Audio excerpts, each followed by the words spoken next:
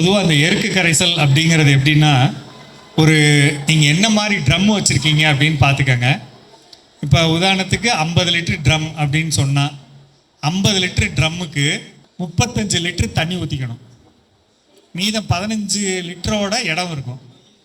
அந்த 15 லிட்டருக்குங்கிறதுக்கு வந்து பார்த்தீங்கன்னா 20 குச்சியை உடைச்சிங்கன்னா, அதை பிச்சு போட்டிங்கன்னா 15 வரும். கையில் கேரி பேக் மாட்டிக்கணும். இந்த பொருள்கள் கடையில் வாங்கிட்டு வரோம் இல்லைங்களா, அந்த கேரி பேக்கை கையில் மாட்டிக்கிட்டு ஒரு எருக்கு செடியை பார்த்தீங்கன்னா அதை பாதியாக உடைக்கணும்.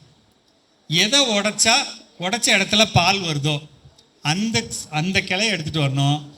இலை, பூ, தண்டு, காய் எல்லாத்தையும் குட்டி குட்டியாக நறுக்கி அதுக்குள்ளே சும்மா உடச்சி உள்ளே போட்டுடலாம். முடிஞ்ச வரல கண்ணாடி மாட்டிக்கணும். பால் கண்ணில் பட்டுறாமல் கண்ணாடி மாட்டிக்கணும். உடச்சி உள்ளே போட்டுடணும். ஒரு நிறைய அளவுக்கு விட்டுட்டிங்கன்னா ஒரு 5 நாள் அல்லது 7 நாள், வெயில் நல்லா இருந்தால் 5 நாள், வெயில் இல்லைன்னா 7-8 நாள் ஆகும்.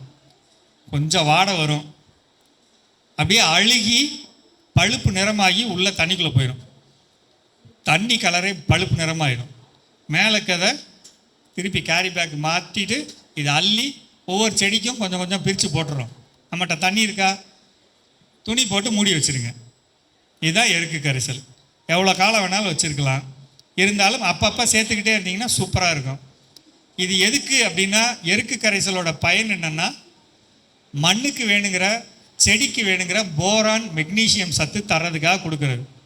இந்த போரான் சத்தோட முக்கியத்துவம் என்ன அப்படின்னா, இப்போ கடையில் போய் நம்ம காய் வாங்குறப்ப கத்திரிக்காய் வந்து மொழு நல்லா குண்டாக இருக்குதுன்னு வச்சுக்கோங்களேன். ஒரு இதுன்னு வச்சுக்கோங்க, என்ன ஒரு சுரக்காய் வளையாமல் நெளியாமல் அந்த வடிவத்தோட, அந்த படம் வரைஞ்சா வரைவோம்ல, அந்த மாதிரி வடிவத்தோட அந்த மாதிரி இருக்குது. நல்லா தடிமனாக இருக்குது, சாஃப்டாக இருக்குது.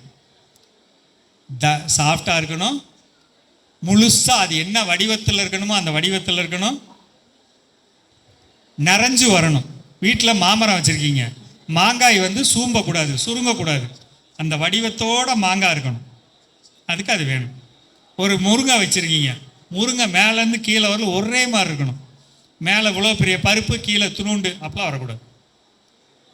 இதுதான் அதோட முக்கியத்துவம். இதை மட்டும் செய்யுங்க, மாடி தோட்டத்தில் சூப்பராகிடும். என்னம்மா, அது நம்ம மனசுக்கு தாங்க.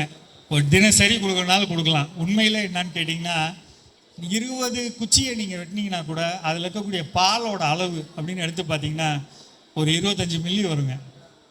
அவ்வளோதான் இருக்கும். அதை வச்சே நம்ம இவ்வளோ காரியம் பண்ணிக்கிட்டு இருக்கோம். அதை தான் வந்து அவங்க கெமிக்கலில் விற்பாங்க, நம்ம இதை கொடுக்குறோம். அவ்வளோதாங்க.